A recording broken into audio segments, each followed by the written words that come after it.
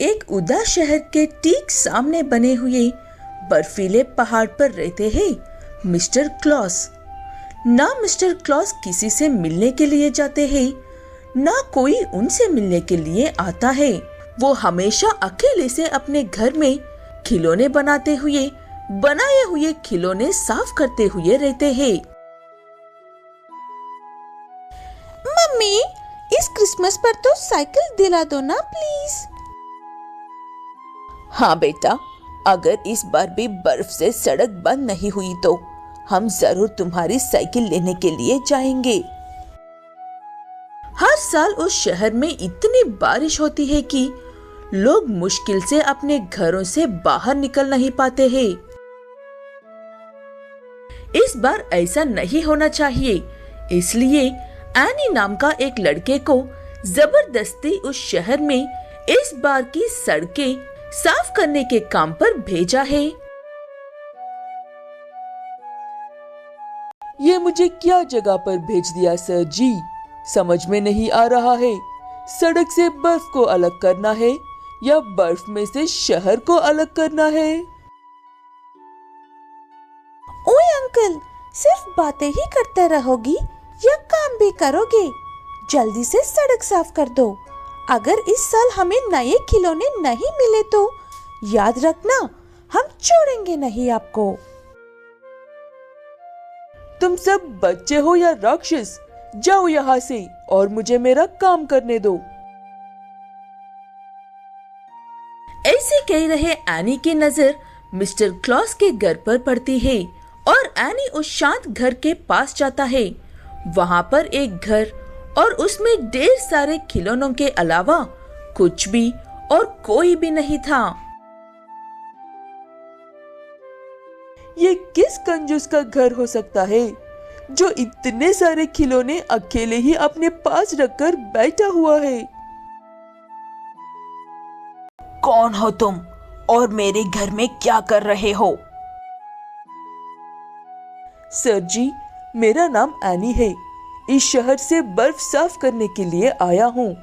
आपका घर अच्छा लगा तो देखने के लिए आ गया था। आपको बुरा लगा तो माफ कर देना। वैसे क्या मैं आपसे एक सवाल कर सकता हूँ?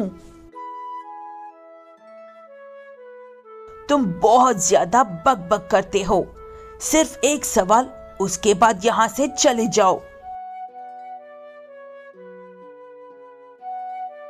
एनी पूछता है कि उसके पास इतने सारे खिलौने क्यों हैं।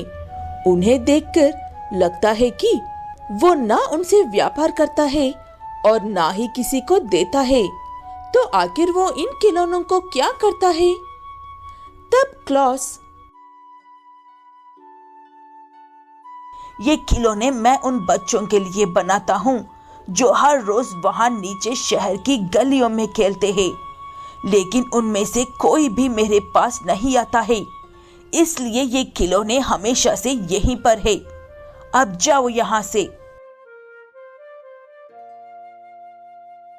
ठीक है कहकर वहां से जाने के बाद एनी के दिमाग में एक ख्याल आता है और वो जाकर उस शहर के बच्चों से बात करता है।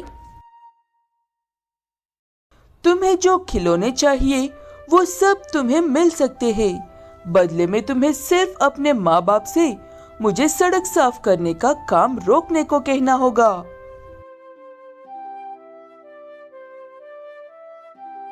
हम कैसे यकीन कर ले, वो भी एक कामचोर की बातों का? ठीक है, तो फिर इस लड़के को छोड़कर बाकी के सभी बच्चे एक खत लिख सकते हैं मिस्टर क्लॉस को। मैं दोबारा नहीं कहूँगा। जिसे तोहफे चाहिए कल सुबह तक घर के सामने होने चाहिए। अगले दिन सुबह बच्चे अपने खत लिखकर एनी के घर के पास रखकर जाते हैं। एनी उन खतों को मिस्टर क्लॉस के पास ले जाकर सारी बात बताता है। अगर तुम जो कह रहे हो वो सच है तो मैं जरूर दूंगा उन बच्चों को अपने खिलौने। मुझे हर बच्चे का घर पता है। ऐसे कहते हुए मिस्टर क्लॉस रात होते ही जिन बच्चों ने खत लिखे थे उन बच्चों के घर के पास एक तोहफा रखकर चले जाते हैं। अगले दिन सुबह वो बच्चे, मिस्टर क्लॉस ने मेरा खत पढ़ लिया है, मुझे मेरी डॉल मिल गई है। मुझे भी मेरा टॉय मिल गया है। मिस्टर क्लॉस सच में विश पूरी करते हैं। लेकिन मुझे मेरी साइकिल नहीं मिली है अभी तक। लगता है मुझे भी एक खत लिखना ही होगा। ऐसे कहते हुए वो आखिरी लड़का भी एक खत लिखकर एनी को देता है। एनी उस खत को लेकर मिस्टर क्लॉस के घर जाता है, लेकिन वो वहां पर नहीं थे और एनी के लिए एक खत छोड़कर गए थे।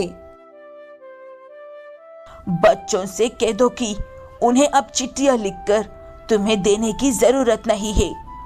उनसे कहो कि चिट्ठी लिखकर अपने तकिए के नीचे रखकर सो जाइए, मैं वो पढ़ लूंगा। और ये बात हर शहर के बच्चे से कहना। उसके बाद से मिस्टर क्लॉस फिर कभी नजर तो नहीं आए, लेकिन हर साल क्रिसमस आते ही हर बच्चा सिर्फ मिस्टर क्लॉस की ही बातें करता है और मिस्टर क्लॉस भी हर बच्चे के लिए एक तोहफा जरूर छोड़ते हैं।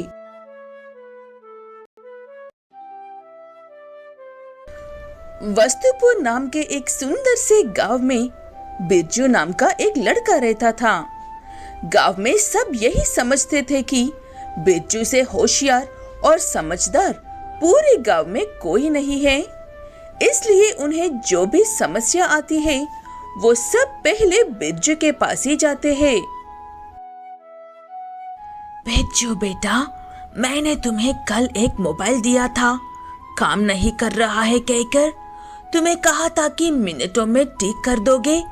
क्या वो मोबाइल ठीक हो गया है?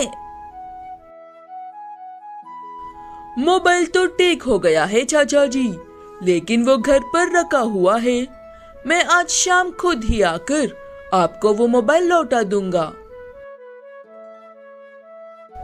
ऐसे कहकर बिरजू वहां से चला तो जाता है, लेकिन उसे मोबाइल के बारे में इतना भी नहीं पता है जितना कि रामू काका को पता है। हेलो, हाँ फोन ठीक हो गया है ना? ठीक हो गया हो तो जल्दी से भेज दो, वरना रामू मेरा सर खा जाएगा।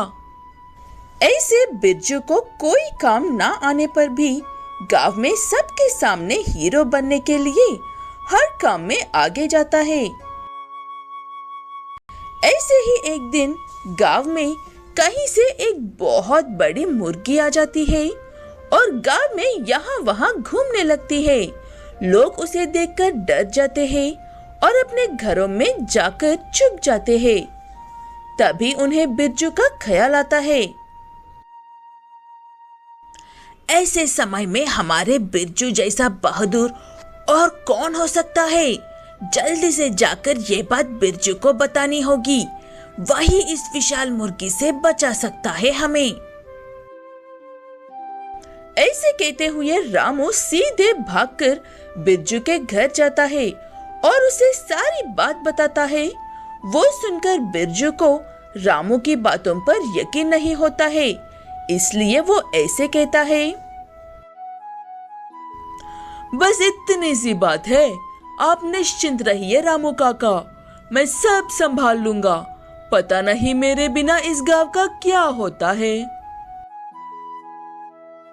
हाँ बेटा, तुम सच ही कह रहे हो।